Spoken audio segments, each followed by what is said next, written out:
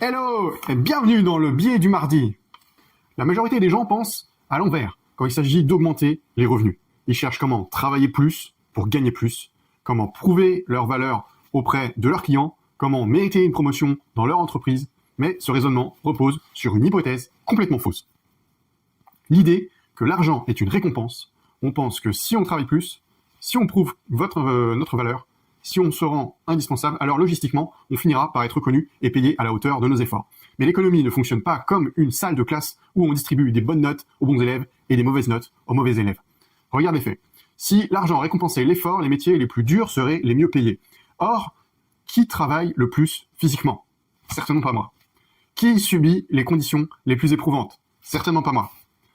Qui se relève aux aurores, enchaîne les heures sans relâche, sacrifie son confort personnel pour faire tourner la machine à faire de l'argent. Pour toujours ceux qui gagnent plus au final.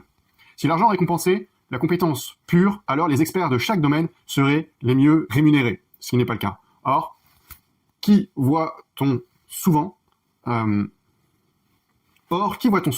occuper les postes les plus prestigieux, les plus stratégiques et avec les revenus les plus élevés? Des gens qui parfois n'ont pas le quart des connaissances techniques de ceux qui sont sous leurs ordres.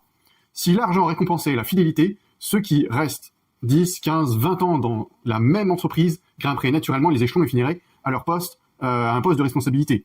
Or, combien de fois voit-on des anciens d'une entreprise bloqués au même niveau pendant que les nouveaux arrivants prennent des places les plus convoitées et des salaires qui vont avec, en quelques mois à peine, parfois même dès leur arrivée. Ce qui prouve que le mérite n'est pas ce qui garantit l'évolution de son revenu. En fait, il y a une autre variable. Un ingrédient auquel personne ne pense et qui fait pourtant que, à CV ou compétence égale, l'un est payé 3 fois plus que l'autre. Ou que certains sont constamment sollicités par des clients pendant que d'autres doivent se battre pour en trouver. Ne serait-ce qu'un rendez-vous, une opportunité ou même avoir une réponse à un email.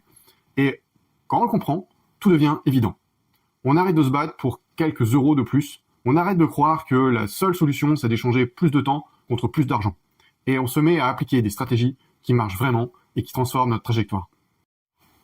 Et si ça te parle de les découvrir, alors tu vas apprécier de cliquer sur le lien, prendre un rendez-vous stratégique et que je puisse t'expliquer comment, point par point, on peut mettre en place des choses qui vont augmenter votre revenu à l'avenir, vos capitaux et préparer un avenir beaucoup plus serein.